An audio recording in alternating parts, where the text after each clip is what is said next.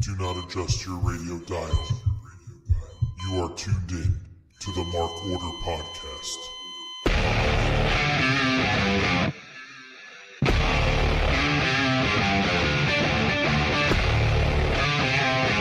Join the Mark Order.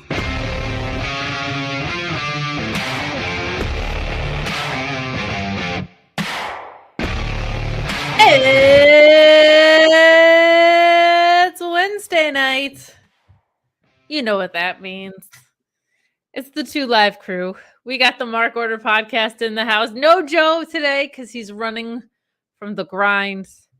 I've literally never missed an episode of the show, so I don't know where Joe gets off, but I am joined by your pun master in the house. I am joined by a songstress of many genres. I am joined by what would you be as a male? I guess a songster. I don't know. You do enough female characters. I think it's fine. That's fair. You're me. That's enough. If you're me, you're. It is songster. That's the thing that matters. Is it songster? No, I want to be a songster. You know what? Name.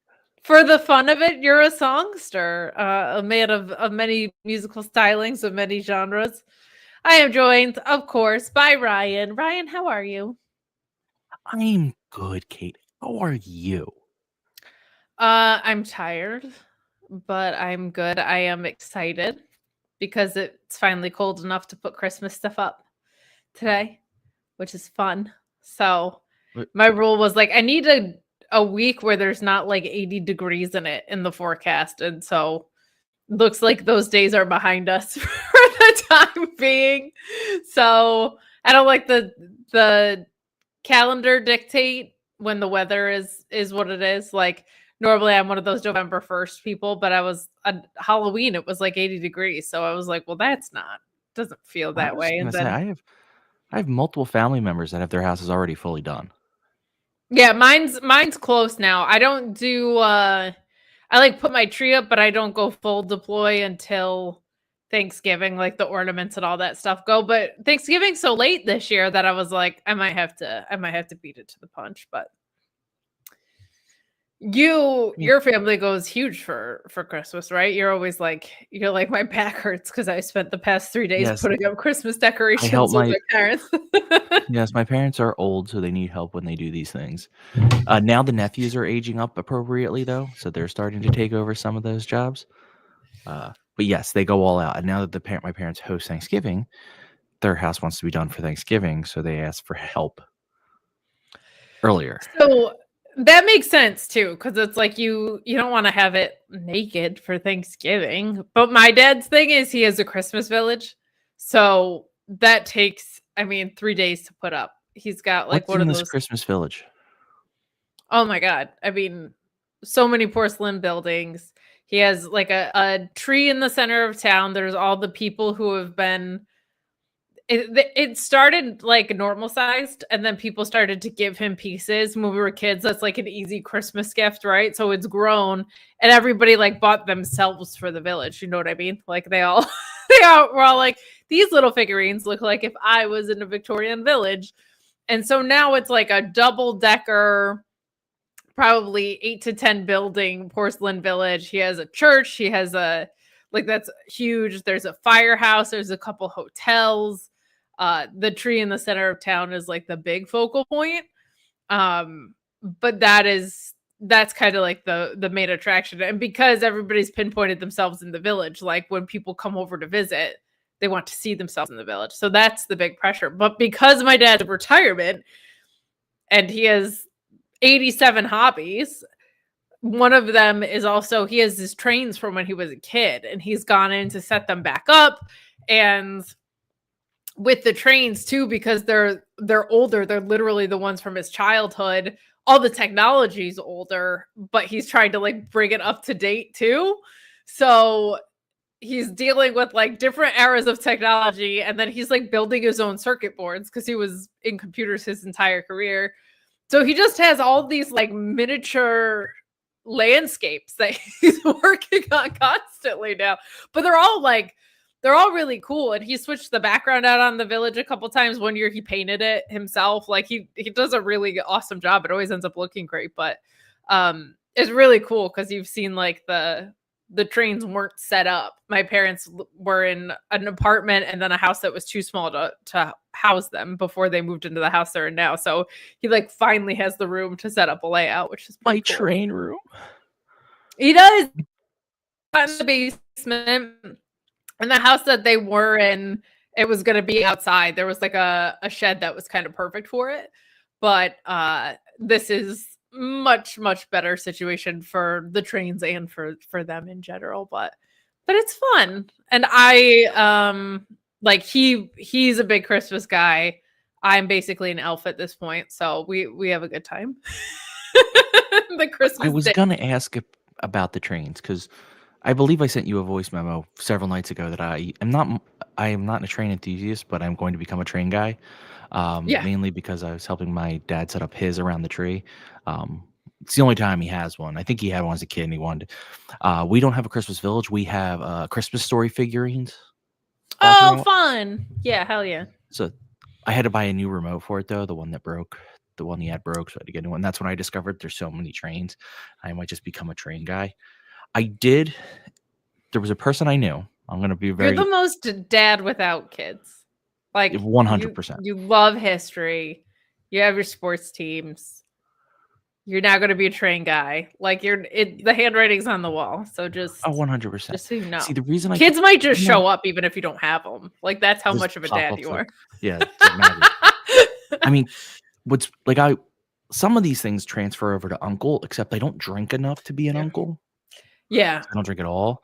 And I feel like that's kind of thrown in the uncle phase. But I went into a guy's house who collected trains once, doing like something for work, and literally throughout the entire downstairs, he had cut out on the ceilings, cut out a path where the train just went around the whole downstairs. It was incredible. Some of these setups are nuts. My dad like watches YouTube channels to try and figure out, because he's not the only one trying to close the gap in technology, but some of the ones that like he'll watch for certain things, it's like it's nuts how extensive these train maps can get. And yeah, the ones that go around rooms are cool. Like they're pretty sick setups. I want to say the downstairs alone was like 1,800 square feet. It was a big house. Wow. And the train went the whole thing, and it was cut out Damn. like a ledge all along the top. It was incredible. For Father's Day a couple years ago, we went to there's a like train, I don't want to say museum, but setup, display, what have you, about 20 minutes from me in Flemington, New Jersey. And it's enormous. And they had some really cool stuff where there would be like hot air balloons, and they wouldn't just be like on a line. They would have little like bouncing points that were super cute and fun. So I loved that. But it's pretty cool to see, and he's done it all himself. Like it's pretty cool to see him like use his technology side of him that he hasn't had to use probably in decades, because he's been in computers since they were like too big to fit in a room kind of thing. So it's pretty neat. It's pretty neat. My only problem I'd run into with trains, to be quite honest with you, is I can't fix them and I can't decorate around them. I don't have that skill. If you have the more modern ones, it just depends on like your level of investment in it, I think, honestly. Because my dad, like, he wanted to do it for the sentimentality. This was a retirement project. Like, this is how he wants to spend his time. But like, you could very easily make it a lot easier on yourself if you're not like the way my dad is about it, from my understanding. The geekiest thing I've ever considered, and I haven't done it yet, and chances are if I meet a lovely lady, she's not going to let me do it then, because this is by far the geekiest thing I've considered, is a Lego Springfield. Just make the entire Springfield. That I feel like is pretty cool. It'd be a big undertaking. It is a big undertaking. Yeah, I've done the house and the Quickie Mart already, but do you really? No. Yeah, I don't know where they are. I ran out of space for them, but oh yeah, I did them, and I did. I love how you looked around as if it's in your green screen bachelor pad. They used to be. They used. Oh yeah, my. You're like in my extremely slick GQ apartment that's in back of me. So I did the house, the Quickie Mart. I did the Ghostbusters Firehouse. I did an X-Wing, and I did a TIE Fighter. I wanted to do more. Just other stuff has gotten in the way. I am loving Tim McFall right now with the best pun ever. The show has gone off the rails. But I will say this. This is my one piece of advice. I don't usually get into the mental health aspect of life. If you are someone who has anxiety and needs to distract your mind, Legos are amazing. Yes. Because it's you just follow instructions. And believe it or not, I learned that from watching the 7 Days to Air documentary from the South Park guys. Because the guy would do it to distract his creative mind. I was like, well, if it distracts a creative mind, then it would probably distract an anxious mind. And it worked. Hell yeah. Great documentary, by the way. Great documentary. Oh, amazing. Joe, we're talking O scale, by the way, I think. I guarantee Kate's dad's probably on in the O scale. Yeah, shout out to Asian Joe, who apparently couldn't make the show, but says, I missed one show and we're talking trains. And then he's asking about O scale, G scale. I feel like you insulted something you have a secret interest in, but he absolutely did. And I want to say hi to our chat, Tim McFall, Lord Kev, Big hell G, yeah. Taylor Cannon, Scott George. Happy belated birthday. It was Scott's birthday yesterday. Happy birthday, Scott. Am I missing anyone? I don't think I'm missing anyone yet. People pop in.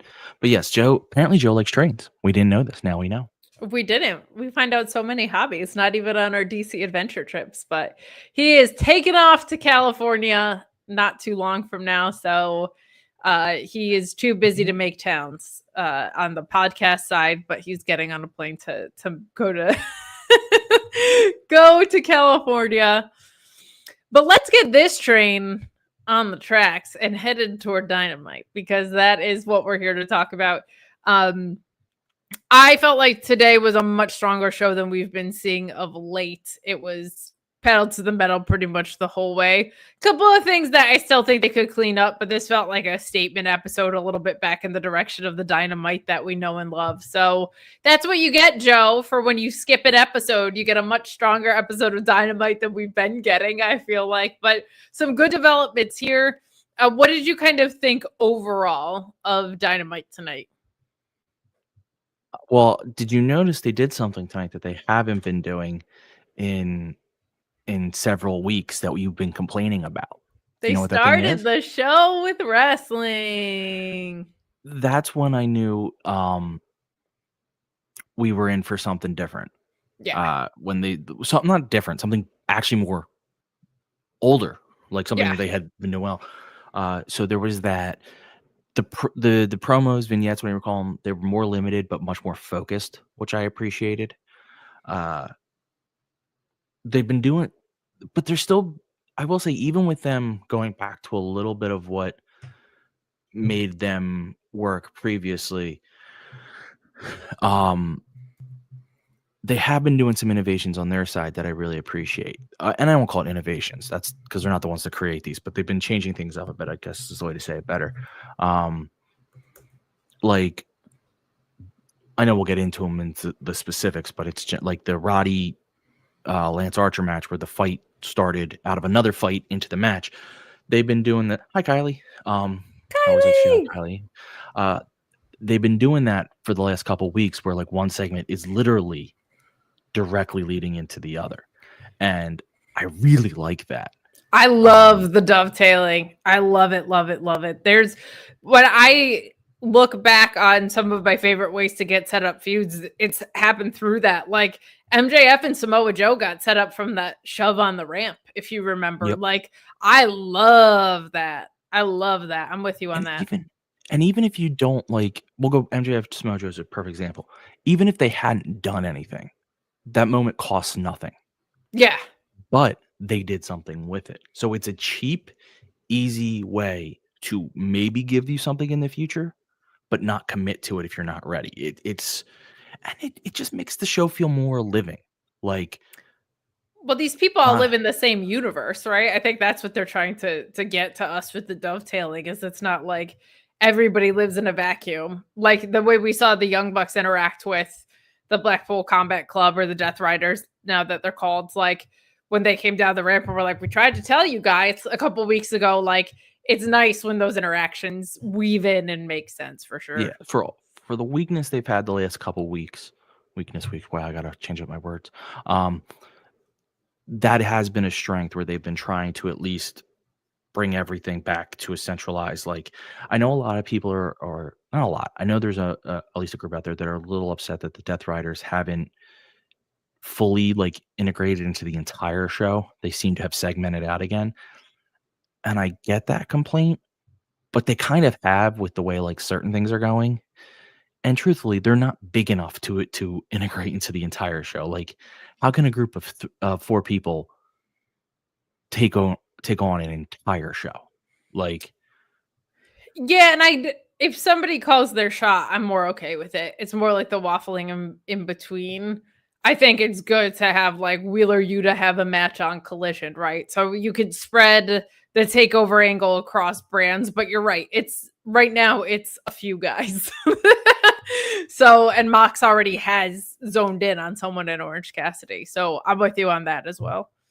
But we're going to get into all the specifics of Dynamite. Kind of a quieter week on the news and notes front. So not a ton to really call out of any significance there, but we are going to go to a commercial break. We're not going to plug the t-shirts. We could do that at the end of the show for you. It's the same shirts we have every week. So we'll freshen up some of those designs at some point. But for now, we're going to talk about some of the great shows on the Shining Wizards Network, or better yet, they'll do the talking for us. We'd like to thank each and every one of you for tuning in every Monday night to listen to The Shining Wizards. If you'd like to continue to support us outside of listening, we've got a few ways for you to do that. If you shop at Amazon, go over to amazon.shiningwizards.com, do your shopping as usual, and when you make your purchase, a little bit of that purchase price will go back to support the show. If you like to wear t-shirts, merch.shiningwizards.com will take you to our Pro Wrestling Tees store, where we've got over a dozen great designs from over 11 years of professional wrestling podcasting. You can become a Patreon supporter at patreon.com/wizardspodcast, where each and every week we call out your name as one of our show producers, and the more you support us, the more things that you're entitled to receive, and believe me, they are fantastic. If you can't support us monetarily, if you don't shop at Amazon, that's absolutely fine. Continue to listen to us wherever you listen to us on the World Wide Web, and make sure you like, rate, review, subscribe, do all that good stuff. Doesn't cost you anything, helps us out, and we can continue to bring you the love fest that is The Shining Wizards. What's up, folks? It's your boy, the Impact Player, Mr. Philly Ray, inviting all of you to check out the Turnbuckle Throwbacks Wrestling Podcast. Join us as we cover all things current in the world of pro wrestling, as well as paying homage to the old school, the squared circle. So listen in and find out why we are the recognized symbol of excellence in sports entertainment broadcasting. Find us on all social media platforms and anywhere you get your podcast from. And as always, we are the proudest members of the Shining Wizards Network and Rant Entertainment Media. Are you tired of being lied to every day by the mainstream media? Do you want to know what's really going on in the world? Do you want to make up your own mind about things and not be told what to think or say? Then listen to Inconclusive Breakdown, a weekly anti-PC look at the world of entertainment and current events, brought to you without censorship or filters. You can find us everywhere you listen to podcasts, BitChute, and on ShiningWizardsNetwork.com. And also, we're a proud member of the Shining Wizards Network. Got 30 minutes to kill? Come check out 30 Screams or Less, where we review a horror movie in 30 minutes or less. We cover new movies and old ones too. We'll give our honest thoughts on the movie, good or shit, as well as a rating of each one that we watch. New episodes weekly, available on the Shining Wizards Network and wherever you listen to your favorite podcasts. I'm Steve. And I'm Corey. Come check us out at 30 Screams or Less.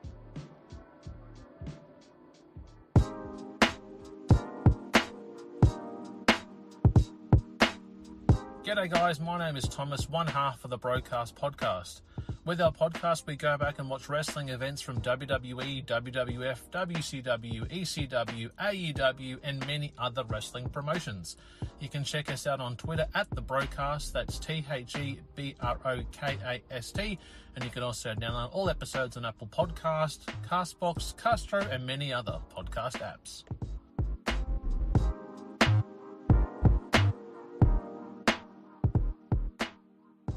If you like your music heavy, then check out Radioactive Metal on the Shining Wizards Network.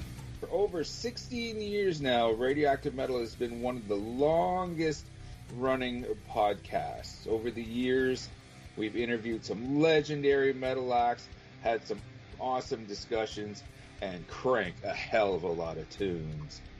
So join your cool Uncle Snowy and his co-host Aaron for the audio mosh pit that is radioactive metal here on the Shining Wizards Network. Well, the action is underway.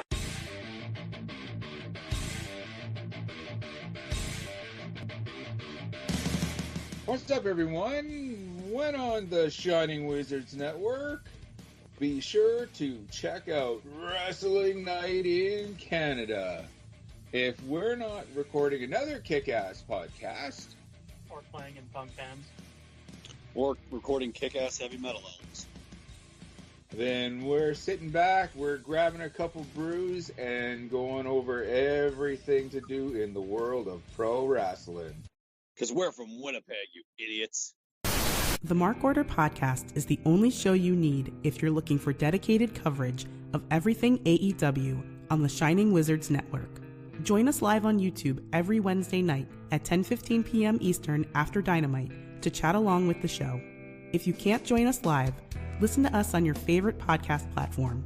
Follow us on all social channels at MarkOrderPod and use the hashtag #JoinTheMarkOrder, because if you don't find us, we will find you. I'm Kevin Rogue. I'm Al Day. And we're a couple of down under pounders that co-host Rogue Day Dots, an action figure collecting podcast where we talk about, well, just about anything that tickles our fancy at any given moment. We're grumpy old men, and sometimes people get on our nerves. And when you get on our nerves, guess what? You get off the lawn. Get off my lawn, asshole! We also go on a little bit of a mission. We go back and we're grading every wrestling figure line that's out there. I'm talking LJNs. I'm talking Jacks. I'm talking Hasbros. Who doesn't like a little Hulkaplex? It's a Gorilla Brain Wrestling podcast production found on the Shining Wizards Network. I'm Duke Bags. Kevin Rowe. And together we are the co-hosts of Your Duke and Road. If you want to hear about some terrible wrestling shows, we got you covered. Well, we talk about good ones, too. We're currently talking about the death of WCW. I know what we're fucking talking about. Sometimes we get guest spots, like from the Taskmaster. I like to listen to the Year of Duke and Rope podcast. They're funny guys. I like when they talk about the Nards plows. I like Nards plows. That's a good move. And I like the Dungeon of Doom. You know, sometimes I call my butt the Dungeon of Doom. Thanks, guys. Yeah, Oklahoma. Let me tell you a little bit about my favorite wrestling podcast. All right. It's a podcast from two men, Duke Bags, Kevin Rowe.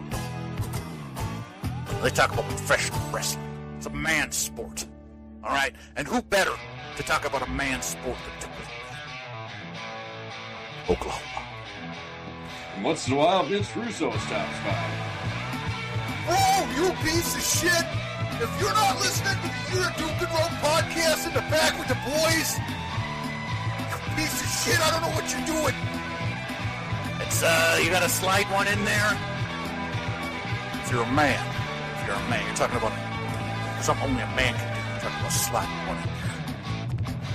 Bro, take the time to slide one in there. All right, bro, you piece of shit, slide one in there.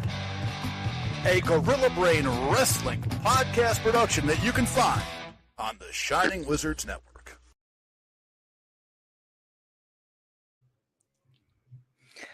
All right, we're back to talk some Dynamite. This was a really packed episode. I really liked a lot of what we got. As we were saying, this was a much more like return to form Dynamite, but my only thing is it did feel kind of crowded, Ryan. Like this does feel like, are you going to save anything for Rampage and Collision? Because this was a lot, but I think it's a show that they needed from a brand perspective. So I kind of get it. But did you feel the same that I did, where it was just like, there is a lot happening here? I did, but while it was a lot, it never felt too much, which I think is a good sign. I think I could be wrong. We could come back next week and it could be the show we had 2 weeks prior. But I do feel like this show felt like a response to the complaints that they've been hearing the last couple weeks. And a lot of this was thrown in there to almost be like, okay, we've heard you. We're fixing it. We're moving to, and that's what I hope, because again, they didn't change any of their storylines. They didn't do anything like that, but just the way they presented it seemed like a reset, not a reset so much as just a reestablishment of certain principles. Well, we do get the news too that there is going to be a C2 that starts on Thanksgiving Eve, which is not that far away. So returning to form with some in-ring right before that, I think is probably a very, very good call. I would say too that it does sound like it's a response to criticism. And we also have to keep in mind, like, they let Jimmy Jacobs left, right? He walked away. So I don't know how much notice was given around that or whatever, but whether you liked what he was doing, whether you didn't like what he was doing, nobody actually knows what he was doing in full. The only thing we know is he had a very large workload. And so it kind of makes sense that there was kind of some negative shifting in this way. So they might have also just been catching their breath a little bit around that stuff. But as you pointed out earlier, something that made me very happy that I've been complaining about for weeks is that we do start off with in-ring action. We do have Excalibur, Tony Schiavone, and Nigel McGuinness on commentary. I know I'm a Nigel stan, but God, this desk is so much better when Nigel's there instead of like Daddy Magic or Jeff Jarrett or whatever. Like if Taz isn't there, I feel like Nigel definitely has to be the fill-in. Did you feel that way, or am I just a Nigel simp? Two things can also be true. I think both are true. Yeah. I think I like Taz there, so it's not like I want Nigel to necessarily replace Taz. I think Taz actually does a fairly good job of explaining, filling the Nigel role, like doing the same thing Nigel does, just not as a heel, which is explaining stuff in a match to make it make sense. And they're both very good at covering mistakes and stuff that doesn't flow properly. I like Daddy Magic, but he fits better on like Rampage. Like he's fun, but he has his limits. I think he works best with Nigel or Taz, which is the funniest thing. Like, so I feel like the people that he fits better with are the people that he is replacing in those situations. But we start off with Nigel and Taz. To be perfect, I know I'm going to cut you off, but I'd love to see those two together because Taz is actually very good at working with almost everyone. He's a very good commentator. So I'd love to see him and Nigel kind of bounce off each other more. I know they've done it a couple times, but I'd like to see it more. Yeah, that would be a fun desk. I think they're both aware enough announcers too, because Nigel's also very good at getting very serious when he needs to, and also extremely silly otherwise. So I think they both have a really good feel for that. Don't hate it. Don't hate it. I also feel like Tony Schiavone's strengths are those like ring interviews and things like that. He's fine on commentary, but I feel like his best strengths are not on commentary. But we do start off with a fun tag match. That used to be a hallmark of AEW. I'm glad to see it back. There was a while there where every show started with a fun tag match. And this one super delivered. You have some shenanigans here. There was a lot of people weaving in and out at the beginning of this episode. So that was my only thing, was like it felt like the structure was better today, but the sequencing, there was a lot of like all these people on top of each other in the same hour, but all of it made sense. So that's very good news. This was really fun, really action packed with this stuff. You got a dead eye from Adam Page to win. Those moments that him and Jay met up, I thought were fantastic. Juice Robinson showing out in this, though. I felt like this was a really strong showing for him. You got that sheer drop brain buster in this. There was some really good stuff with Page and Juice, though. The fall-away slam by Page and the cover, and the Liger bomb by Hangman to follow it up, and then White breaking up the pin in this. Like there was some really good in-ring action. Christian can still go for his age, certainly better than a lot of other people his age, i.e. Jericho.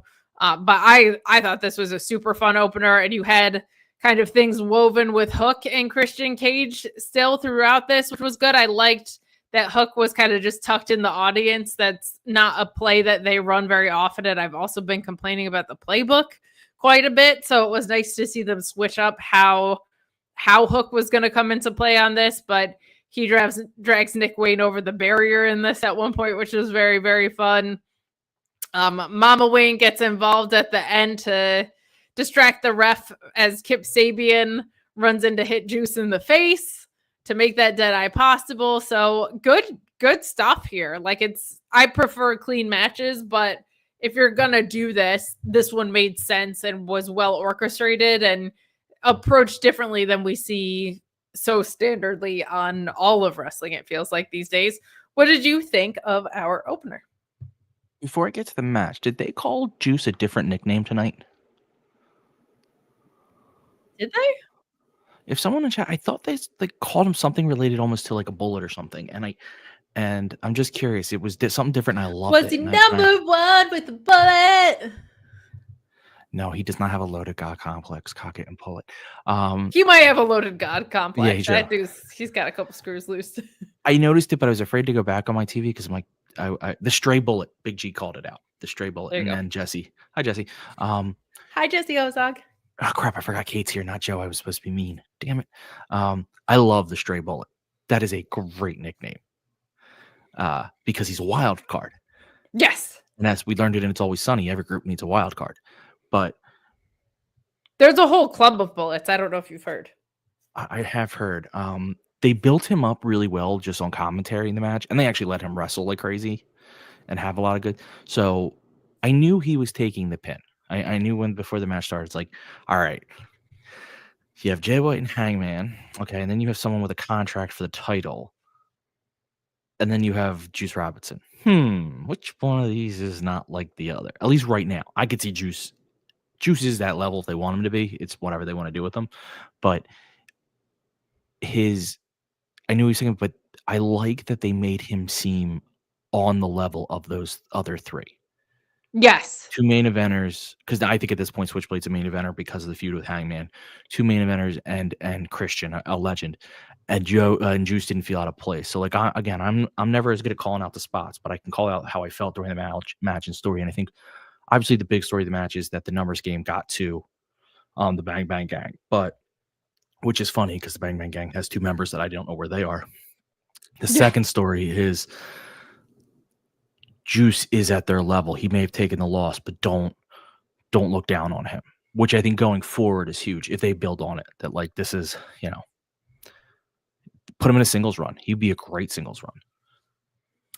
I think you're right. I think commentary did a good job on this too. There was something at one point Nigel had said like he was a little banged up. He's a little banged up in the head too, which I thought was a fun line. But he also referenced the match on Collision between them and FTR. Like I think he went out of his way, and I think everybody went out of their way to remind you that like there are a lot more than just silly gooses, especially when Jay White is around. So some good stuff there. We move backstage with Renee Paquette, who is with Mercedes Moné, and damn it, nobody will let Renee just do her job. Everybody's cutting her off. Everybody's being mean to Renee. But before she's even able to answer the question, Mercedes says, say hello to your CEO. Like, how dare you? How dare you with this? This was much better than the attempt at vehicular homicide last week. I thought this was refreshing, but Camille is becoming kind of the most useless wing woman in the world, so they do need to straighten that out. I understand that they're probably trying to sow seeds of dissension here, but you have neither of them being afraid of Chris Statlander. She's going to beg for mercy and all these things, and then Chris is lurking in the background. I thought this was pretty well shot as well, and they get sent through a wall here. Camille gets Mercedes away from Statlander, and Chris spears both of them through the same wall that Chris Jericho forklifted Samoa Joe through, I'm guessing, based on the pliability of it. But this was a more effective segment than we got last week. I'm very much looking forward to the match between Chris and Mercedes. I think that's going to be a real standout on this very full gear card. I'm looking forward to this match. This was perfectly fine way to make it move forward. I guess the question to you, Ryan, is this dissension going to come into play? Do you see Mercedes dropping to Chris because of Camille's behavior? What do we think is going to happen? So first I want to start with Renee. You're right. No one's letting her talk. Now, I don't believe this is happening, but it would be cool if they leverage that to putting her somewhat tangentially related to the Death Rider storyline, where she's like, you know what? Screw all you guys. Do you know who my husband is? He's going to murder you. Every time I try to do an interview, you guys cut me off. Screw you guys. I'm giving him. I absolutely think...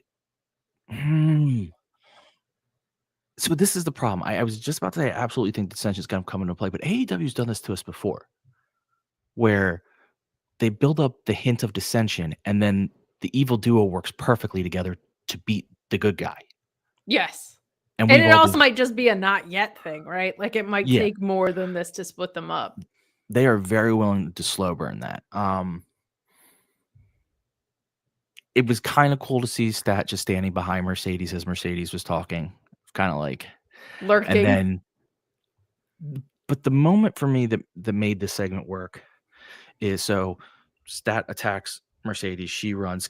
She yells for Camille. Camille comes out, gets thrown against the wall. Perfectly logical. Camille didn't see it coming. She gets attacked. I like that Mercedes took that time to then attack Statlander. Yeah. Like fight her. Like I hate when one of your champion heels, especially champion heels, one of your champion heels who isn't portrayed as like the pawn of someone else, who's like literally portrayed as like one of the best wrestlers, when they just can't fight for themselves. Because then it's like, what are we doing? How can I believe that she could beat Statlander in a match when she can't even fight her? Not beat her, but at least fight her in a hallway.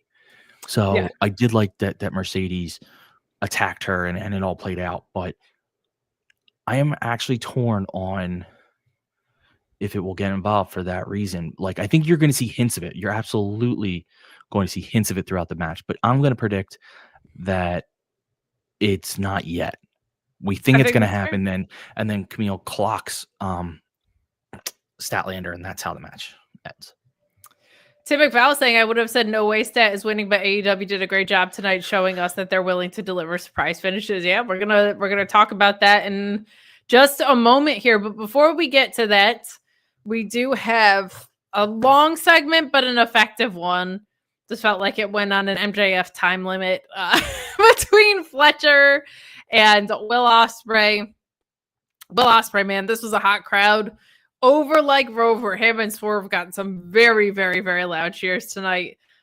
Good to see here, but Will says he will eventually worry about getting back to that international title, but he says that Tony Schiavone should probably leave the ring for what happens next, which is a nice, we're talking about the fluidity of these episodes, right? That's a nice way to transition from an interview to a different segment here. And he asks for Kyle Fletcher to come out. He is a smart face, which is refreshing. He says that he knows he isn't here on his own. That's never how the Don Callis family works. He was a part of the Don Callis family at one point. And 2 weeks ago, Kyle called Will out and said that at home, and he stayed home, but they're going to go face to face, basically. And that, what do my notes say? The family will send him home for longer than 3 weeks if he pulls anything funny. That was the line I was trying to remember. Apologies. And he tells Kyle Fletcher to empty his own pockets, and he throws the screwdriver in the ring. Will throws it out of the ring, and it lands right on the mat. The most amazing throw. It was perfect. Like, it was he nailed perfect. that to go right in there. Excellently done.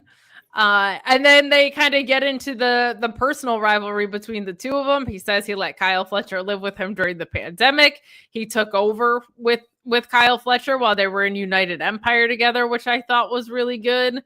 And he talks about his departure from things and his shift and how he won titles all over the world. And he says to Kyle Fletcher, what have you done on your own? He says, not with Mark not with Mark, not with me. What have you actually done on your own?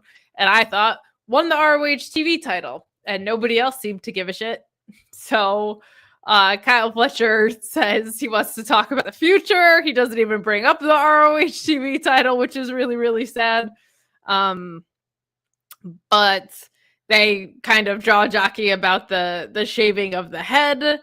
And Kyle Fletcher's whole thing is basically that Will is all about Will and wanted to make Kyle Fletcher his clone instead of letting him be his own guy. He points to Will and what he did to Okada and Omega. And then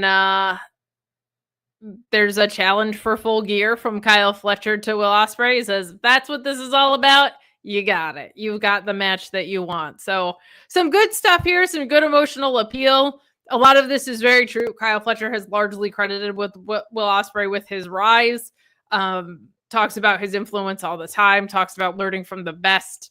So they did a good job turning this on its head, I think.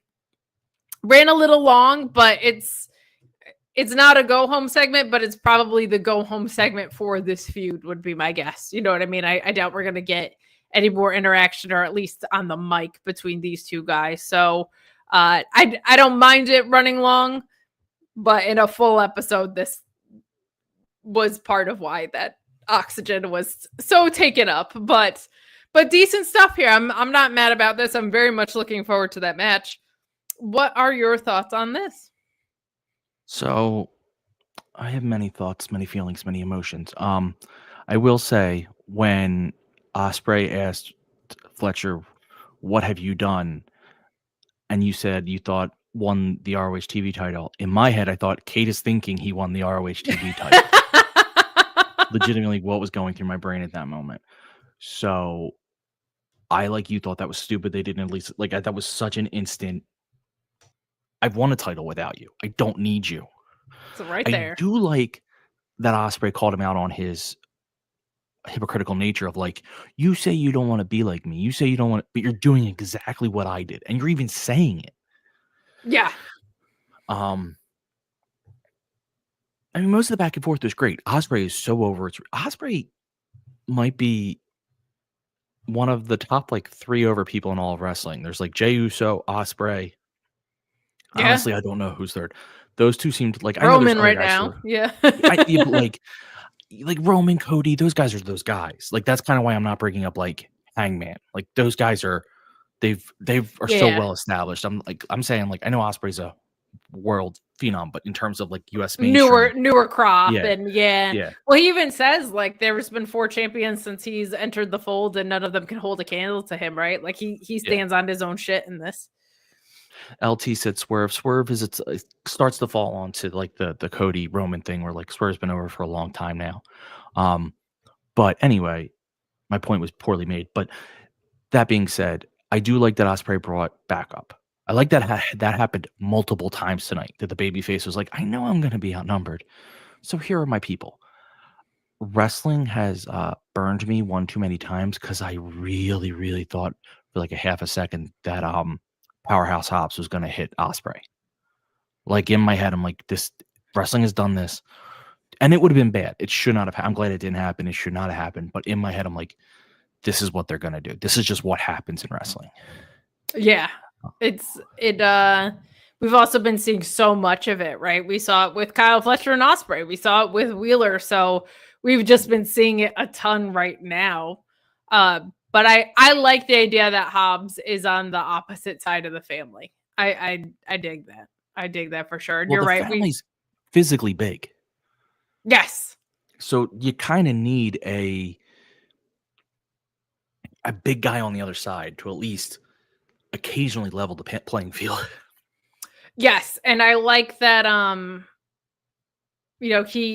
You're right that Will Ospreay isn't an idiot babyface. That he came prepared. He knows how the family operates. He knows how heels and wrestling operate. So he does come with Mark Davis and Powerhouse Hobbs at the end of this.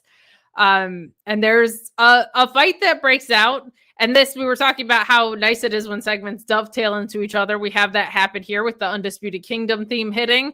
Out comes Roddy Strong. Archer is up the ramp to meet him. And Strong comes from behind with the kendo stick, and we move right into our Falls Count Anywhere match between Roddy Strong and Lance Archer. So a nice way to pivot into the next match. Very, very fluid. Well done on their part. And so will we to move into the next match. This was a lot of fun. I dig that Roddy wins here with the over the barricade with his knee as a nice way to go home on this. This was only 6.5 minutes long, but they were everywhere. So I thought this was very, very fun. We're going to talk about what comes later, but I liked that Roddy won this. I thought maybe these two guys were going to face each other. Like you'd have Adam Cole win too, and these two guys would face each other for the right to fight MJF at the pay-per-view. But this was good stuff. They have to get Lance Archer some wins so that he doesn't feel like a very imposing guy who loses all the time. But because he's now half of a tag team, I have less of a problem with it here because Roddy beats the hell out of people when he wrestles, and Lance Archer can take a beating because he's enormous and also beats the hell out of people. So I thought this was a bunch of fun. I had no problem with this. I like the way that these segments went into each other. What did you think of our Falls Count Anywhere match? I didn't remember this was Falls Count Anywhere, to be quite honest, until I heard the bell ring and I was like, oh, I guess this is just what they're doing. Listen, I'm a sucker for these matches. I know they can get tiring when you have one too many of them, but like tonight there wasn't that, so it really worked. Lance Archer's awesome and Roddy Strong's awesome, so I'm pretty sure awesome times awesome is awesome squared, and that's the square root of pi is. Oh, I'm sorry. It's awesome, I think. Yeah, it's awesome. So it was a great match. I saw someone post on Twitter. Actually, it was on Blue Sky. I saw someone post on Blue Sky. Hey. Fights in the crowd are a lot of fun. Yes. When you're at the arena, and they're fun on TV. There is a certain, if you're gonna have Falls Count Anywhere, you have to get to the crowd. Yes. Like I hate when they obviously they leave the ring, but I hate when it's like just the ramp and the ring. It's like, go get into that crowd. Prove it's anywhere. Yeah, if they can fall anywhere, and you are producing a wrestling match, have them go to the most exciting place for a live crowd, right? Yeah. Good job by Bridgeport, Connecticut. Notably not Stamford, Connecticut, as Swerve was told later in this, but Stamford, Connecticut. That was very, very Stamford, funny. Connecticut. Well, they start chanting this is Bridgeport, which which cracked me up. I'm just going with The Office at this point. Stamford, Connecticut. Very fair. Very fair. I don't want to speak on Roddy winning until we get to the later match.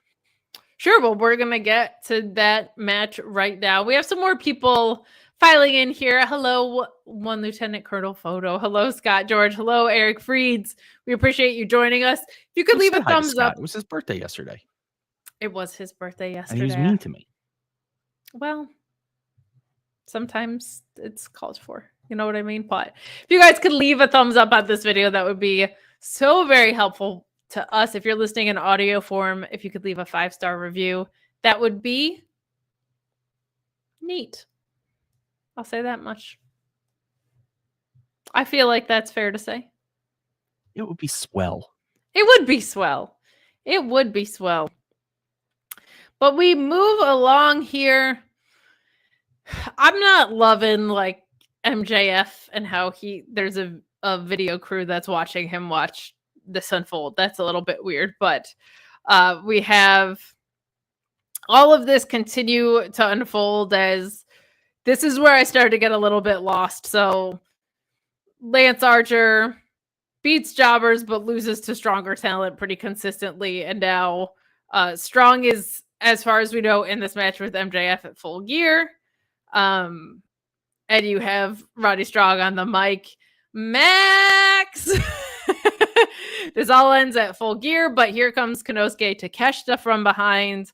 And he beats away on Roddy Strong, and Adam Cole comes out. So more dovetailing. This almost felt like overkill on that to me. Like, I feel like they could have eased up a little bit on not everything has to dovetail into each other. Now it feels more coordinated than natural, but it is what it is. Pick your poison. But you get this match between Adam Cole and Takeshita. I felt like Adam Cole felt like a step or two off. He just got back from like a multi-surgery injury after being injured. I'm sure this is just kind of ring rust stuff, and he's in there with a guy who's much bigger than him and very hard hitting, but not his super best match. Nothing bad, just felt like not the level of Adam Cole that we know. And I actually felt like his match with Malachi last week, he looked more comfortable. But some good developments in here. I love Takeshita in this, being able to use that diamond ring that MJF like strapped him up with. I thought that was a clever touch in this. And you do have him knocking Cole out with it and getting the cover. Huge knee in here. Those bridging suplexes from Takeshita are just breathtaking to watch. All the best hits from Takeshita. The Blue Thunder Bomb in here. Some really good stuff. Adam Cole does get that Panama Sunrise in and some other offense, but in a surprising decision here, you have Adam Cole not getting to the match with MJF. So I think there's a lot of ways you can go next week. Like, does Roddy give him the match anyway? Do they fight for it? Does Adam Cole cost MJF to get his own one-on-one match after the pay-per-view? Like, there's a lot of directions you can go from this. It was unexpected, and I like that. AEW has been very predictable as of late, and it's kind of refreshing to have that. They have been booking a lot for Heat lately, and I don't necessarily want to continue too hard in that direction, but Takeshita's so great and so over right now that I don't think there's any harm of it here. What did you think of what we got with this? So I'm laughing at First Lieutenant photo. Why did he get rid of the Colonel?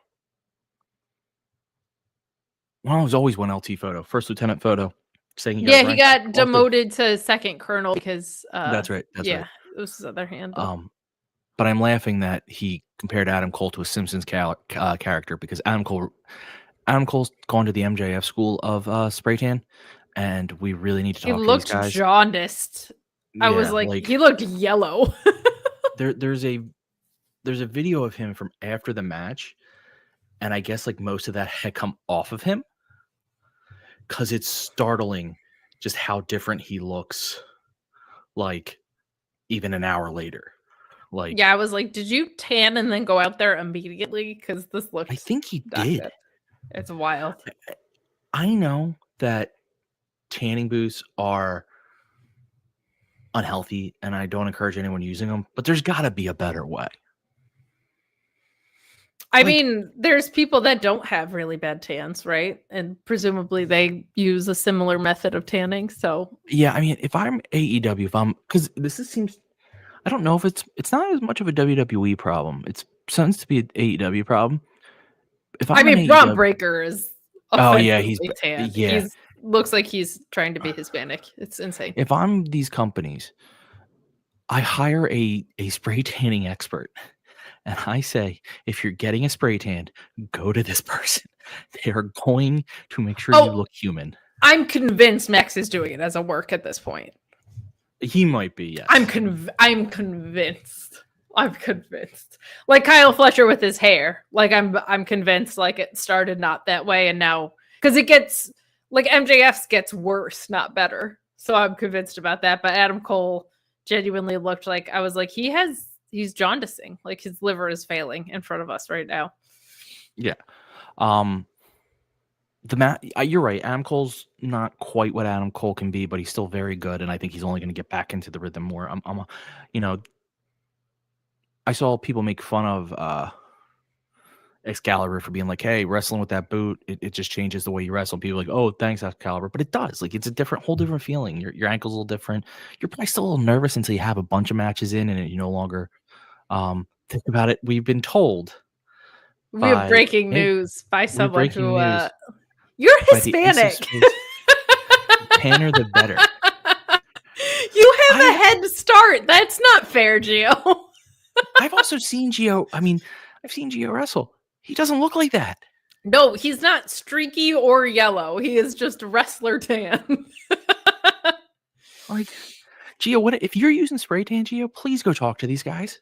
Yeah, no, it's Just feel like it genuinely looked like Adam Cole was an organ failure today. I thought something was wrong with my screen. I'm not kidding. I was baking while watching, and I looked at my screen and I was like, that can't be the color of Adam Cole's skin. And I don't like to pick on him because people body shame him for no reason anyway. But I was like, it's not a body shame though, because this is a choice. Yeah, this one was weird. This isn't like, this is Actually, this is hold on. I gotta. I saw. There's the funniest thing I just saw, and it's about this conversation, and I think it needs to be seen. So hold on, let me share my screen real quick. Now I'm nervous. What weird ass He thing are you matched gonna pull up? his background. Oh no, he really does, and his hair like flows in with it. That's not great. That's No, so I had to show that because it's true. Otherwise, like I said, I can't imagine what it's like to come back after wrestling, after having a cadaver bone put in your ankle and be like, or your foot, and be Crazy. like, I'm gonna go do this. Like I can't. I like that he lost because It's interesting. It's really interesting. Takesha's a champ. I did not want a champ losing, and everyone was predicting the triple threat, and it doesn't happen. I just think that's really cool, and I don't see it necessarily booking for heat so much as it's like there. I know there was cheating, but it was still a clean loss. Like, yeah, the guy used a ring, but that to me is clean in wrestling. Not clean in wrestling to me is like when 6 people get involved. Yes. But I just feel like it's refreshing to see losses again. It's refreshing to see losses that matter. Yeah. Like Yeah. I've been complaining about that they addressed a lot of the things I've been complaining about. One, start the show with wrestling, not stop taking 15 minutes to get to a match. Two, the in-ring proportions to everything else on the show were much more imbalanced today. And to your point here, 3, the loss is meaning something, right? Like of all 3 options, I think this is the third most likely. I think it could start a heel turn from Adam Cole. I think Adam Cole is better as a heel, but he was obviously going to come back as a face, right? Like people were going to be so excited. So I think there's a lot of ways that you can go with this. And then we have the Kyle O'Reilly factor, right? We have after the match, Roddy Strong hitting the ring and Takeshita low blowing him, but Kyle O'Reilly coming out with the chair and Takeshita runs off. Ricochet is here to greet him too. This was when I was like, enough of the extraneous people. Like, I don't think we needed this. This was just to get Ricochet on the show, it felt like. But in the ring, Roddy and Adam want to shake hands, but Kyle O'Reilly leaves up the ramp, kind of looking back at his former friends. But we've seen him watching the TV backstage, obviously has something to work through here. So that could come into play in this story too. This is steps in the right direction. I think the conglomeration in Kyle O'Reilly is something that like that group can fizzle out because they were always a group of misfits anyway. Like I don't think there has to be some dramatic breakup. Orange Cassidy's moved on to leading the entire company of good guys at this point. Mark Briscoe has his eye set on that ROH championship, etc. So I think this is all well and good. What do you want to see from Kyle O'Reilly? He's been nothing but fun and lovable so far. Are you thinking heel turn for KOR? Are you thinking he stays face and Adam Cole turns heel? What are your thoughts on the post-match that we get with that? So it's tough because Adam Cole's face right now, Roddy Strong is kind of face again. So, and Kyle O'Reilly saving them was a face move. So he can go back to them and all 3 be face. And I would find it, I don't think fans are going to boo if you get the 3 of them reuniting. I just can't see it. And then Bobby Fish is just an MLW on the side, like, hey. In my head, when he was running out, I had that Goo Goo Dolls song from that was like really popular in the 90s for that one movie about angels in LA. And I give up forever to touch you. I had that as he's saving his friends. I don't know. I'm in one of those. I said today I want someone to come out to Enrique Iglesias' Hero. I can be your hero, baby. You're stuck in a very specific period of time with your music. My music runs from somewhat in the 80s through 2006. Okay. I stopped listening around then. I could get to the occasional song. but it's rare. That's fair. But I want to see them reunited, obviously. I am TRL. Carson Good Daly. Joe. Carson Daly Jones over here. Number one. I'm only going to show you 30 seconds of this video because even though we're TRL, we only show 30 seconds of videos. That's a deep cut if everybody remembers TRL. But I want them to be reunited. I think they do it as faces, and I think they go after the Callis family. That could be really fun. We could use some face stables around here, right? Like you need that heels. right now. You have the Death Riders, you have the Callis family. There's a lot of heel stables and a lot of faces that are just guys who are friends. So I'm with you on that. Guys, leave a thumbs up on this video. We are working our way through Dynamite. No Joe with us tonight. He's in the chat.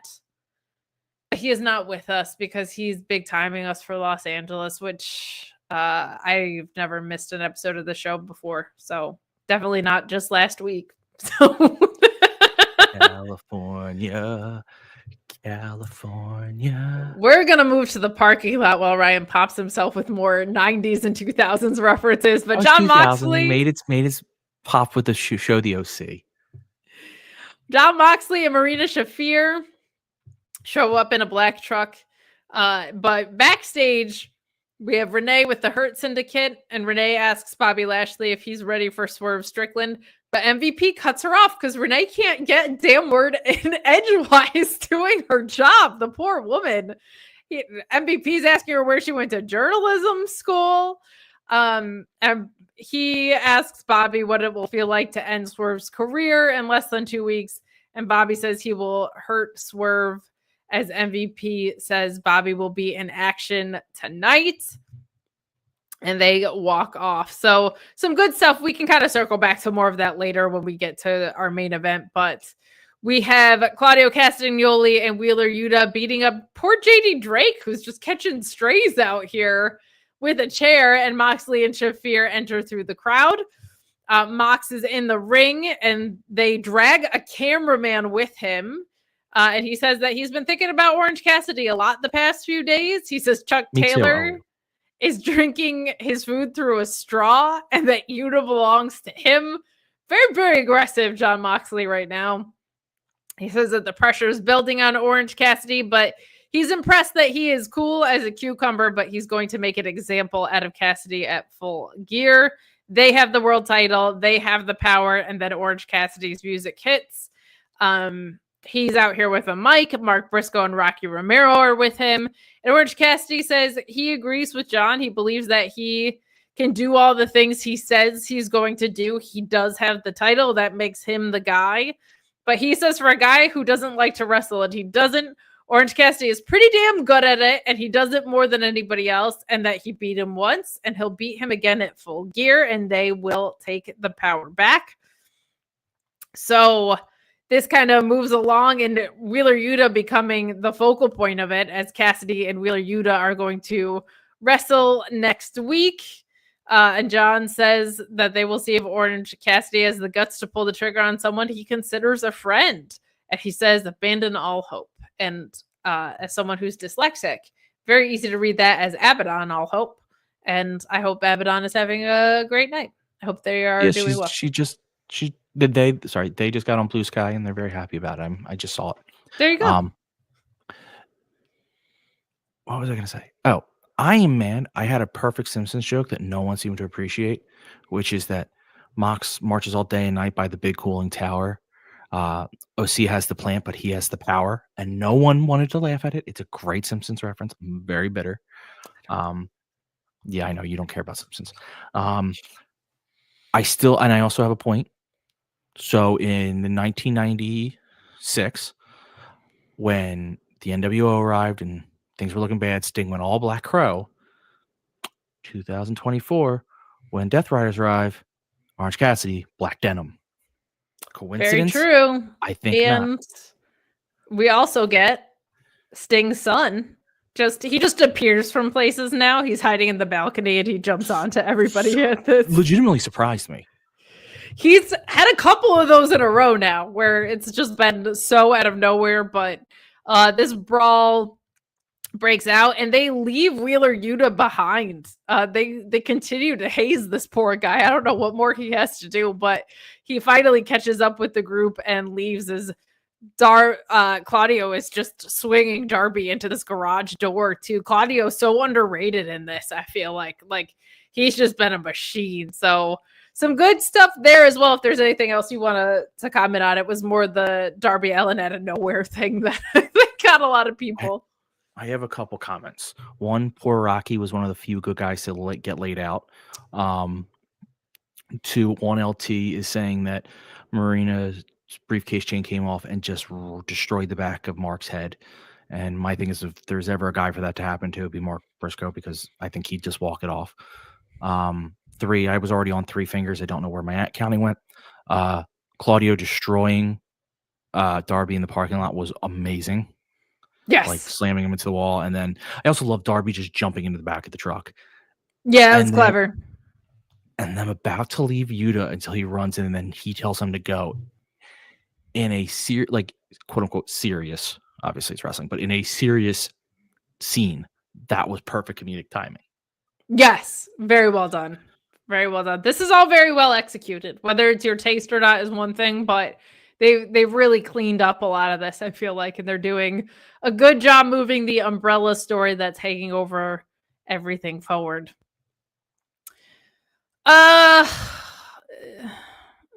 Jericho and Ishii is happening. It happened last year on Thanksgiving. The day before it's happening again. I could not give less of a fuck about the learning tree. Ishii has challenged Jericho for the ROH title. Big Bill is talking about all the lessons that he's learned. Like, how is this shit still on my screen? I don't care about your thoughts on Jericho. I need to know how this shit is still on my screen. I actually was going to have a comment that had nothing to do with it. Oh, okay. Go ahead. Now I'm tempted to make it about him. I was going to say ROH getting its own TV deal, which is being rumored, couldn't come soon enough, because I have a feeling it would end this stuff. God, I hope so. I would hope Big Bill or Brian Keith is the one to win it or something. It's bad. It's just fucking bad. And I know you're gonna laugh at me for not laugh. You're not gonna agree with me on this, but I don't think I'd have nearly the problem I have with it if it wasn't for the ROH title. Like, if they were just having a match out of a feud, I think it mattered to me a little less. Oh, sure. Why is the ROH title tied into it? Like, what the hell's going on? Ishii at least did pick up a win or two on ROH, which I appreciate, but like, they're doing it because last time he was the Ocho, they had a match. Like, this sucks. Like, this shit is just bad. You're right in that it's worse that it's for the ROH title. If this was just a one-off, like, I think the best Jericho's looked has been in plunder matches and against Mark Briscoe. So I feel like Ishii will probably be a more productive opponent for him. But we do get the Continental Classic announcement as well. That's going to be starting in 2 weeks. I can't believe both the Learning Tree and the Continental Classic happen on the same show. That's insane to me. But very, very good news. Let's talk about that real quick. Is there anybody that you want to see, A, have breakout performances, and B, do you have any winners in mind? I feel like Daniel Garcia is going to win the title at Full Gear. He would have been my pick to complete that character arc of, like, I found myself through the Continental Classic to then go and win it. But I feel like he's probably beating Jack Perry because the Bucks don't have their titles anymore and everything else is just kind of fuzzy. It would probably be the healthier decision. I would like to see Bowens have a breakout performance. But what do you want to see out of the Continental Classic from a winner and maybe some kind of like dark horses that get to show out a little bit? So that's a good question. Yeah, because Garcia, I don't see him doing it, but he would have been the perfect one for it. Eric is saying Big Bill actually wouldn't have been a bad pick, but they're not ready to put him in that situation yet. I think this is part of the problem. Honestly, see, he's not set up for it. It'd be Fletcher. But he's not set up for it. A good shout. You know, just preliminarily, Alex Pulaski and I were talking about it, and we didn't really come to any obvious winners or whatever, but he said he wants to see is like pretty much nobody that was in it last year be in it this year. Like That's how really freshen it up. And I agree with that. People in the chat saying Shelton Benjamin, like I want to see Shelton Benjamin in the C2 for sure. I don't think he wins it, but like him just having some killer matches, I think could be super fun. Adam Cole. You know, I thought about Adam Cole. I would not be mad if Adam Cole won. He can't get his match with MJF. Sorry, I don't want to cut you up, but I'll give you where I'm thinking so you can judge it. He doesn't get his match with MJF. He doesn't see a road to his match with MJF. His only thought is, if I win a title, this guy's going to want to take it from me. Yeah, and setting up Adam Cole versus Okada, certainly nobody's going to sneeze at. Like that would be cool as hell, right? He would be a great choice. He's almost so good at the other aspects of storytelling. I don't want to quote unquote burn the C2 on him. Cause like I feel like he can get me invested in one promo. But that was true about Eddie Kingston, and he made it incredible too. The dream is Kenny Omega comes back and wins it, right? And you get Kenny Okada, but I don't know if Kenny's ready yet. But gee damn, that would be fucking great. So we will see. The roster, and there's a ton of guys that would be cool. And Jesse Ozak saying we should do a C2 show. I don't know if I'll have time, but if we do, I actually think that'd be fun because there's a bunch of guys who would be cool. Like, yes, I want to see like Leo Rush show out. You know what I mean? Literally, yes. Yeah, or see someone come back. Like you hear Bandito's healthy. That would be fun. Some injury returns in this would be really fun.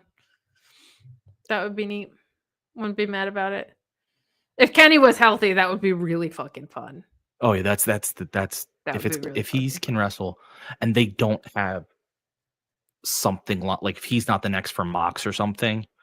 Yeah. After OC, then he is to me is the would be the best. But I also just love the idea of making a bunch of guys who aren't at that, like, I hate to say at that level, because clearly no, but let's freshen up that talent pool for sure. Yeah. Like I'm looking through like even a guy like Buddy Matthews. Yeah. Yes, he's constantly surrounded, but he's always only involved in tags and stuff, like giving him a singles. I'm literally just looking at the page. I said Bandito, but there's this guy Chris Jericho. That young upstart Chris Jericho. But they have a lot. You have Hologram over there that they've been trying to do stuff with. He's injured. Oh, is I he? don't think seriously though. I think he might be back in a couple weeks. Juicy Juice Robinson. Juice would be great. A Juice show. I wouldn't be mad if Jay White won it. Jay White Okada? Are you fucking kidding me? That'd be really fun. Not mad about that. So, lots of options. It's kind of fun that it's an open field. Last year felt like an open field too. You started to see stories shape up, and you started to get behind Eddie Kingston, but there were so many people at that. Like Swerve was close to the finals, and Swerve was someone that you were like, yeah, why wouldn't you have him be an inaugural champion, right? So I'm looking forward to both whoever wins, but like those character arcs of the people that you get to see different sides of them, I think are so fun. So looking forward to that as well. But we mentioned Leo Rush and we just talked about Swerve. We go right into, oh no, we don't actually. I'm sorry. We go into a match with Penelope Ford and Britt Baker. And I got to say, Penelope Ford has looked really good since she's come back. She's laying her shit in more, which is really, really good. And the match was pretty good. The ending I thought was fantastic. Penelope Ford getting set up for the lockjaw here, but she throws a Muda lock on as a counter, which is pretty brilliant. And the power of Britt Baker is just a little too much. She ends up getting that lockjaw anyway, and Penelope Ford has to tap. But I really, really liked that Penelope Ford has looked aggressive and she's looked smart in her return so far. This match is perfectly good. More women segments on the show this week than last week, which was a bad week for the representation of women on the show overall. You had Mercedes and Chris earlier in the show. You have this. We're going to talk about Jamie Hayter and Julia Hart in a minute. But this wasn't the greatest match in the world, but I really like what they did with the ending here. Yeah, I mean, it wasn't. You're not going to in 5 years from now be talking about this match, but it was also not a bad. You won't be talking about it because it was bad. It was a good match. It just, and let's be fair, nothing wrong with good matches. I mean, most matches you see are just good. Like, yes, that's the whole point. So LeRon Ford puts in that he thought Penelope should have won and wouldn't have diminished Britt. I legitimately thought for a second she was going to. I thought so too, until we get this post. The post match kind of makes sense as to why. If I had known they had a storyline for her, I would have changed that. Sure. But when I saw the Moodalock, I'm like, especially with the way they've been booking Penelope, I know she lost to Jamie Hayter, but they've still been upping her profile. Yes. So in my head, I'm like, well, where does she go now? Since AEW right now is all about gang warfare, which, as we all know, I'm a huge fan of. Yes. There's a duo floating around. The Vendetta? That I think you got it in one. Alex Pulaski said the exact same thing on Fightful Select the other day. That's why I jumped original. The gun. You were being original. You didn't know that, but that could be a really fun place to go, because it also would be a fun place for Jamie Hayter to go at some point. Like, we're talking, there's an imbalance right now of women's faces and heels. Jamie Hayter feuding with all of them, if she's not going to get in line for a title shot anytime soon, I think would be a really good way to go. Here, though, we do have a post-match where Serena Deeb doesn't really say anything, but definitely calls out DMD, Miss Britt Baker. So it looks like we're heading that way. And then after, everybody likes this but me, and I think it's because most people like it when people shake their tits. But we get Mina Shirakawa, who's there to have a champagne celebration with Mariah May, but Harley Cameron comes in and she drinks champagne and spits it out. She challenges Mina and says they're going tit for tit. Rack them up, made the breast woman win, and then they shake their breasts. This feels like it was just a Toni Storm promo, dumbed down. I hated this. Everybody liked it but me. I get that Harley Cameron is there to one-up people, but it just felt like, to me, if you're there to one-up people, why is she spitting out champagne? She should be chugging a bottle. If she's there to one-up people, she drank it foolishly. I guess, but like, do the full AZM, do the whole AZM dance, but bad, right? Like, it just feels so fucking hacky. Like, it really feels, because the thing that everybody pulls is the screenshot of them shaking their tits, right? Like, it just, can we get through a storyline around the world title that doesn't peripherally involve shaking your tits or mentioning your tits or having your tits out or whatever? Like, it just, ugh. I mean, so a couple things here. She couldn't have drank the champagne properly because she took the whole glass and put it in her mouth all in one thing, and that's just not going to go down properly. And the whole thing of Harley Cameron is she tries to one-up you, but she can't pull it off. She tried to one-up Thunder Rosa, but she put kitty cat paint on. Like, she just doesn't know what she's doing. She's insane. She doesn't know what she's doing. One LT points out that Mina kind of is the shake your booby kind of person. Like, I remember seeing her on Hey EW, like, she brought that up. So, like, it's in her character to do it. But she's also other things. You know what I mean? Yeah. Like, it feels so reductive. The puns were amazing. And it's a one-off with Harley Cameron. Her real story involves Mariah May later on. Yeah, so, I get that. But as far as what I saw tonight, I'm like, it just feels... I don't like when things feel reduced to just that. Like, if you tuned in for the first time tonight, right? Like, or if you've been tuning in for the past couple weeks and that's what you see, like, it just feels like I think there's way more money in Harley Cameron trying to do the full AZM dance and fucking it up, like, over the top, right? 100%. And or pulling the champagne over her head because she's insane.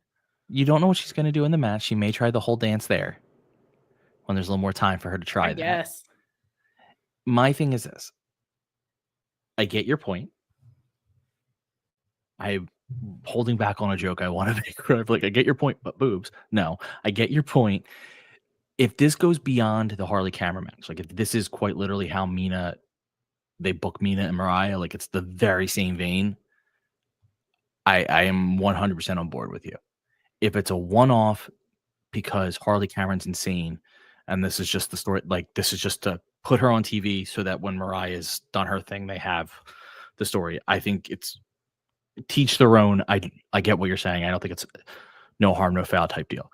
If this is how they book Mina in the Mariah feud and they book Mariah similarly, I'm with you. Then what are we doing? This isn't, it stops being about, like, the Mariah Mina feud very much should be about torn friendship. Yes. When they eventually go at it. And if that's not the story they're telling, then I'm 100% with you.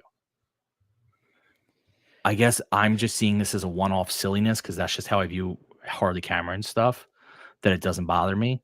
But if it's indicative of a larger trend that's been happening, then I completely get what you're saying. I mean, there's been multiple promos that are about Harley Cameron and her breasts at this point. And it just feels I think like... I think that's because Harley Cameron likes to make it about those. Somebody backstage does.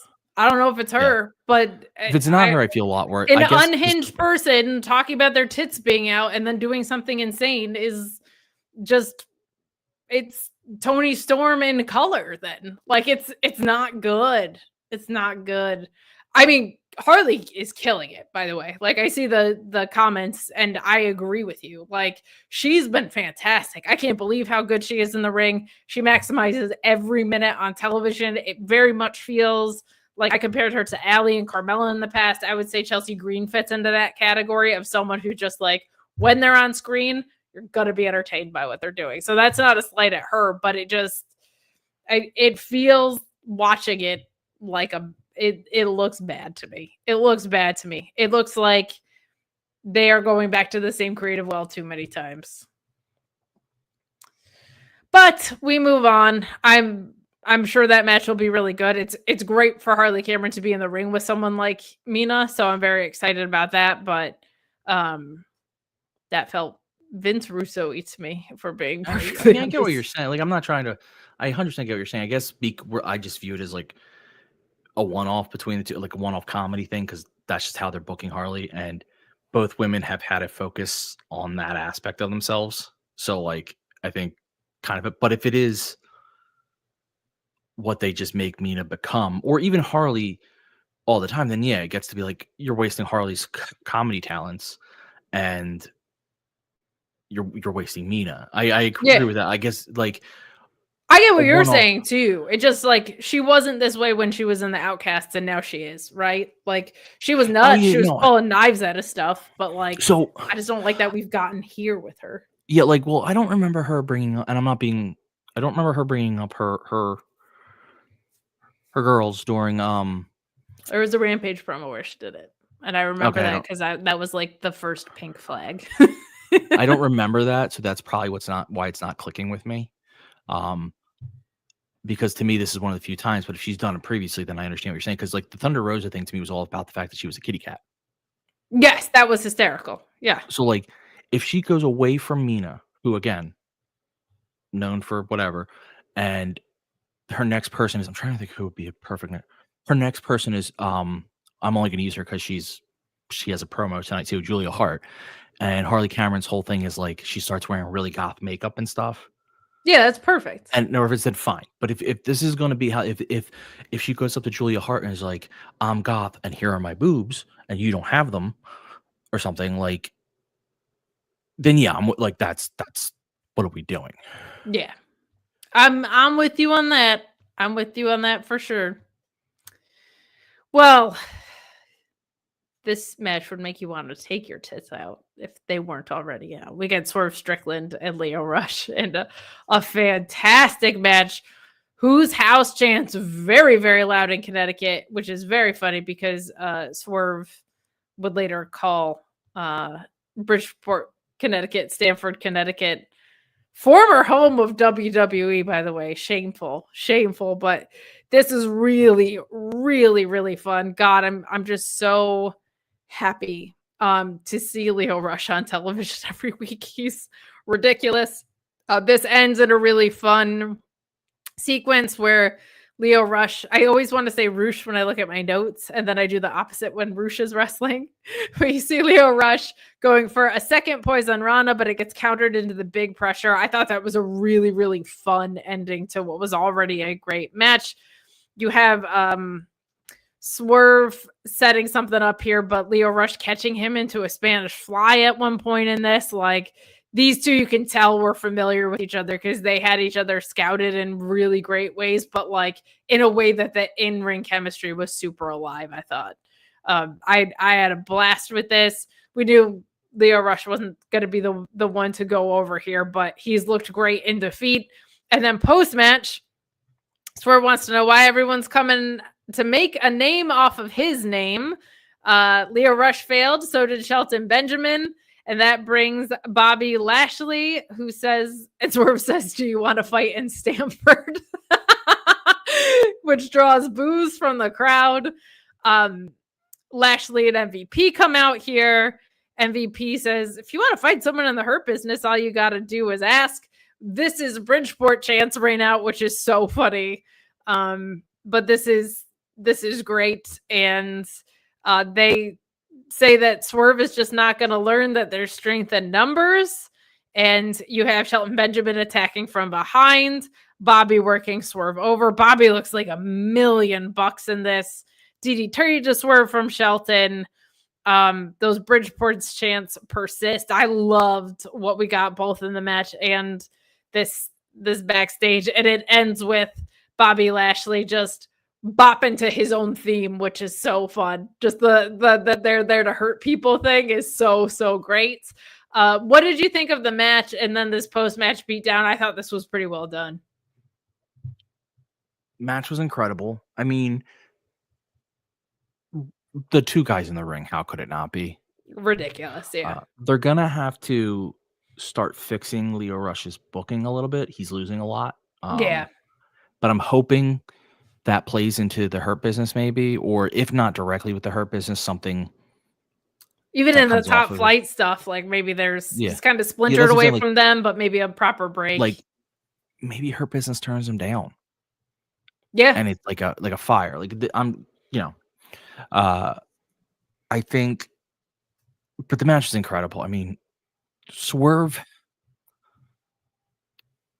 was that, like, Swerve's taller, obviously, but Swerve was a Lio Rush style wrestler for some of his career. Like, you go back and look at those early things and how skinny he was, and he, like Ospreay, did the very smart thing and put on a lot of muscle so that they look like heavyweights. But he can wrestle with those guys. Like, he knows how to transition move to move, and for at least from my standpoint, watching like everything. I'm not a wrestler, I can't tell you how this stuff works, but sometimes as a viewer, you watch and you're like, oh, this feels very stilted. Like the one guy doesn't know how to go, and it didn't. I do like commentary not being dumb. So when the Hurt Syndicate came out, I do like the commentary is like, but where's Shelton Benjamin? We saw him earlier tonight. I like that because we all knew he was going to attack Swerve from behind. But I like that commentary wasn't like, oh my God, this is a total shock that this thing that everyone saw happened. So I do like Bobby, going to his own music. The Hurt Syndicate is so cool. And that's why when they left WWE in pieces, but when they left, people were like, please put them back together. Like, no brainer. Yeah. They do need at least one more, if not two more. Yeah. I'm intrigued to see what happens with the Acclaimed. Like, them poaching Bowens, I think is the move there. That could be very fun. You think Bowens over Caster? I think Bowens over Caster because I think there's Max Caster just doesn't have the work rate. Like, I hate to say it, but like he's just he can't hang with those dudes. And if you I think the Hurt Syndicate is very serious business. And I don't think Max Caster is someone that can be taken seriously. I think Bowens could be taken seriously based on his in-ring and he's an underrated promo.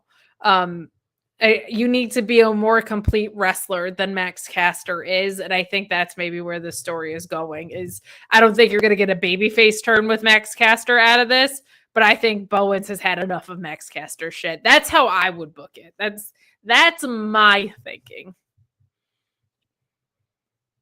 Counterpoint. I get what you're saying. But whenever they split, the one guy is going to have at least somewhat of a feud with the Hurt Syndicate. And Bowens would do a lot better on his own in that feud. Not if Max Caster just goes away for a while. That's but not that's how wishful that, thinking. That's not how that's going to work. They're going to have one guy's going to have to feud with him. And I just think Bowens is going to hold his own a lot better. So they may go that route. He may get made more from being the individual who fights them. I don't know. Either way, Bowens is a star. Yeah, Bowens, that would be productive, right? That tag team is overdue for a split. I just don't think Max Caster can hang. But we'll see. I actually think there'd be something really fun if Max Caster went around trying to figure out who he was and he just kept trying to join other groups. Like Max Caster trying to join House of Black, Max Caster trying to join like the Outrunners, Max Caster like shopping around for new friends, I think is something that could be really fun. But we will move along here. We have Renee, who's with Jamie Hayter in the back. She looked very comfortable on the mic tonight. I really liked what we got out of this. She says that she's going to continue what she said she was going to do and right some more wrongs, and has some more to think about with the future. But right now she's got one thing on her mind, and it goes to Black, and we get a Julia Hart promo. Now this was kind of polarizing. I kind of dug it. I think the lights going out being House of Black's thing is cool, and that's only led to in-person attacks. It leading to a promo was kind of unpredictable. I didn't mind this. Some people were like, that was very choppy and weird. But I in general like it when wrestling companies take risks like this, and this worked for me. But these Julia Hart promos, man, what can we say? The one on Collision was brilliant. This was super fun too. She's in bed with blood on her shirt and gets a phone call from Brody King, who says to Julia that it's time to come home. She tries to clean the blood off her shirt and it won't come out. So she opens up her closet and finds her House of Black outfit and puts it on. We don't know what Jamie was going to say, but maybe she was calling out Julia Hart anyway, and she summoned her. I love that. This worked for me. Some people it didn't work for, and I get it because it wasn't fluid. There was nothing like easy about it, but I don't think House of Black promos are supposed to be like, oh, how natural did that feel? Like they're not. None of them are okay. I'm both were amazing. You're right. Jamie Hayter sounded a lot more natural tonight on the microphone. I really appreciated her stuff, and I can't wait to see who she was going to name. And Julia Hart stuff's just incredible. The transition, I'm 50-50 on because it did feel like what the fuck. And no offense, I don't know why I'm saying no offense, but AEW has made that mistake before. Of like they didn't actually mean to transition yet, and they've done it. So I wasn't sure if this was on purpose or not. And the House of Black has never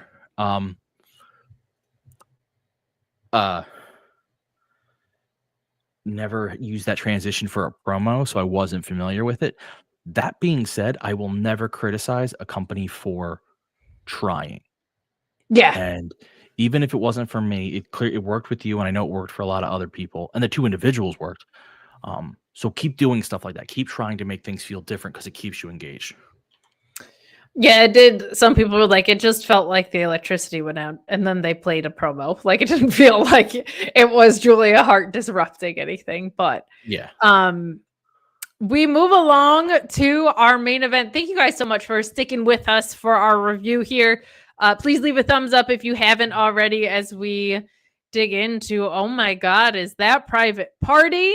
And this Tag Team Contenders series for a 4-pack at the pay-per-view. We got The Kings of the Black Throne versus FTR. This was all sorts of fun.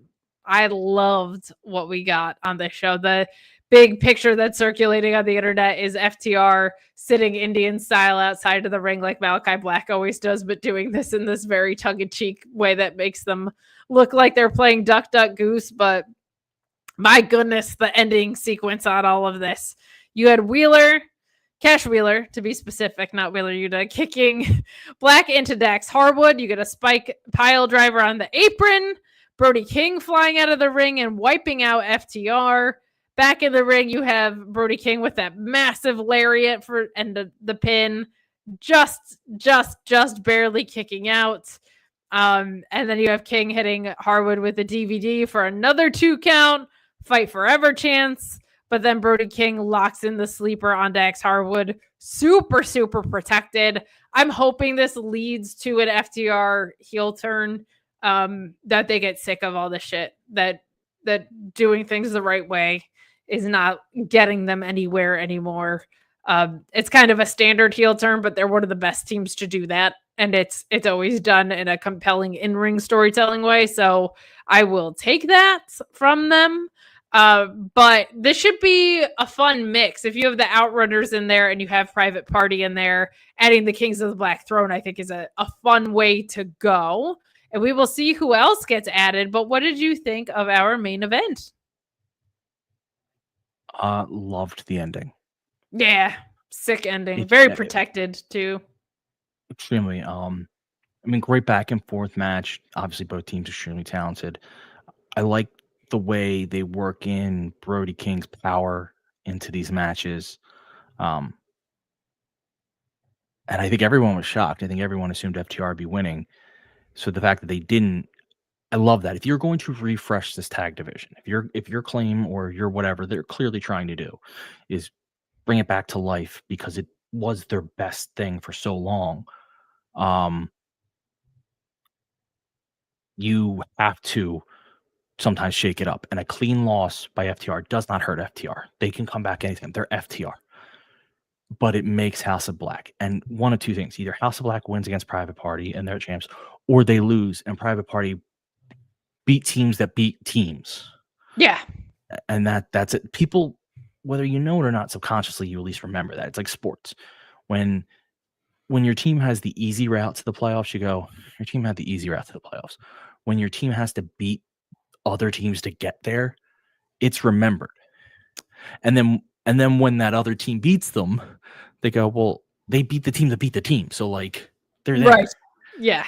So it's I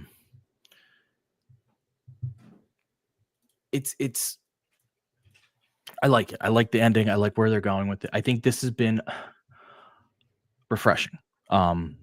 Agreed. They're doing a refresh, and I think it has felt refreshing. I think the tag division actually feels different for the moment.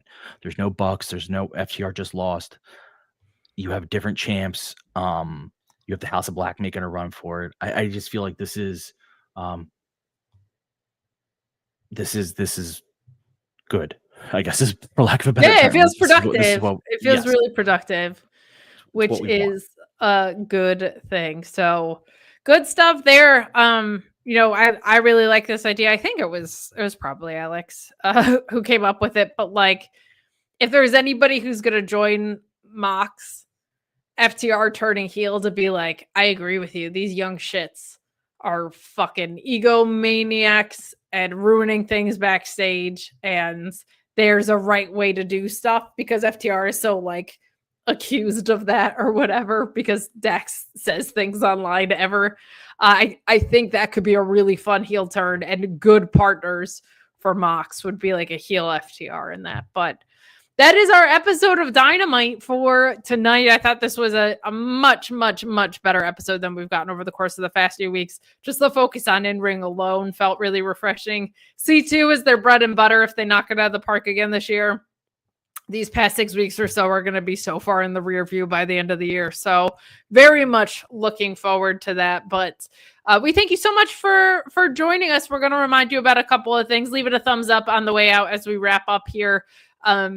We do have t-shirts available on Pro Wrestling Tees. We spared you the shameless plug before, but we're going to give it to you here. If you go to prowrestlingtees.com, they're going to be running sales through the holidays. They always do a really big Black Friday one, so I will probably be more obnoxious about t-shirts the more that we kind of continue here. But you can pick up any one of our 4 designs at Pro Wrestling Tees. They are our logo, and they are our logo front and back. If you need a visual, I guess Ryan's not going to give it to you today, but you can I was waiting. I was going to say, you can just look at her background and imagine it on a black shirt, and there you go. Like, it's not it's not the most innovative design. Honestly, I was waiting for it though. I was like, is Kate gonna say something? So hold on. I'm gonna throw it to you. Fresh, and I can't. It's okay. You've seen our background. You've seen us plug the shirts before. We're going to be throwing it down your throat even more over the course of the holiday season. So prowrestlingtees.com is where you can pick them up. Please keep them in mind as you're picking up. Look at that. Look at that. Right there for you. In case you have no imagination and you can't imagine our logo on a black shirt. Ryan, hold them up for you. The 2 ones on the right are front and back. I'm a pocket square gal. That's my favorite one. But head over there, beat those shipping charges with our t-shirts, or order all 4. Give them to your friends and family, even the ones that don't like wrestling. Confuse them. It'll be really fun. You're doing white elephants and grab bags. Confuse the hell out of people. It's a good time. But we're gonna plug our shit and get out of here, aren't we, Ryan? You know what? I'll go first this time since you're doing the brand wrap-up ones. And I've got a new video on YouTube today that is a series that I'm excited about. We're going to continue with them, but I had asked on social media where you would like to see wrestling done in fictional venues, and I got over 145 responses. I did not recap all 145 responses, so there will likely be a part 2 and probably a holiday edition as well. But you guys gave me some really good stuff. You gave me Patty's Pub, you gave me Bikini Bottom, you gave me the McAllister Mansion, you gave me Wakanda, Muppet Theater. There were so many fun ones. So go check that out. I'm trying to keep that content very digestible on my own YouTube channel right now until we start getting into live streams. But the support has been really amazing so far. So thank you for that. Head over, check that out, subscribe, like, share, do my laundry, pick up my dry cleaning, all that kind of stuff. But at Miss Kate Fabe on social media and on YouTube. I'm at Fightful every day of the week that I'm not here, pretty much, that has wrestling from WWE or AEW. Fightful Select on Mondays, doing your Sour Graps review for Raw. Tuesday, Thursday, and Friday on the main channel, doing NXT, ROH, and SmackDown. And then pay-per-views and PLE post-shows behind the paywall. I'll say that 10 times fast. But Ryan, you run the social media ship around these parts. So I'm going to let you close this out with your plugs. And you also have a new blog post of your own up, which I was very excited to see. But I got there. You made it. I made it. So first of all, I want to say, I know I didn't give you any suggestions for your video, but I said this to you in a text. I swear to God, half of those are things I would have said. I had a few people being like, that would have been mine if I had seen the tweet or whatever. So yeah, like half of them. There were at least 3 that I thought of you on. I was like, Patty's Pub, obviously, Muppet Theater, obviously. Like there were and many.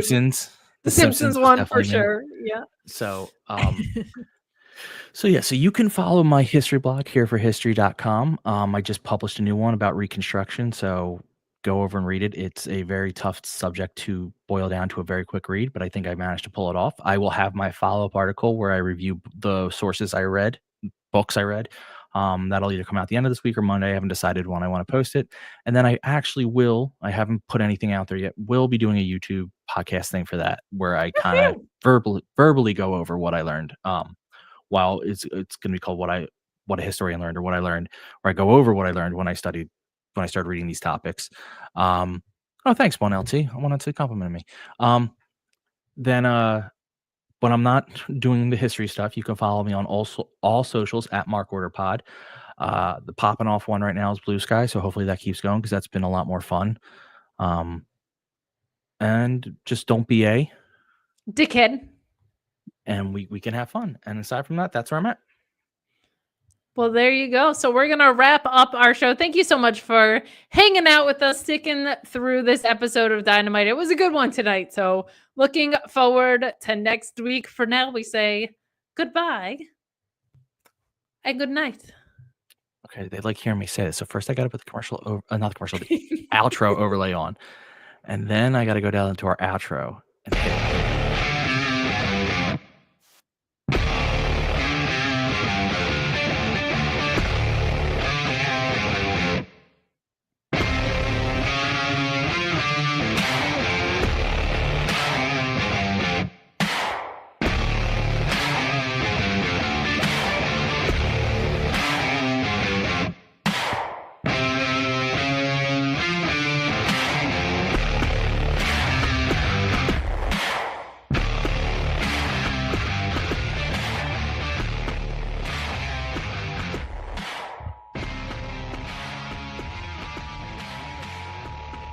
This concludes the Mark Order podcast.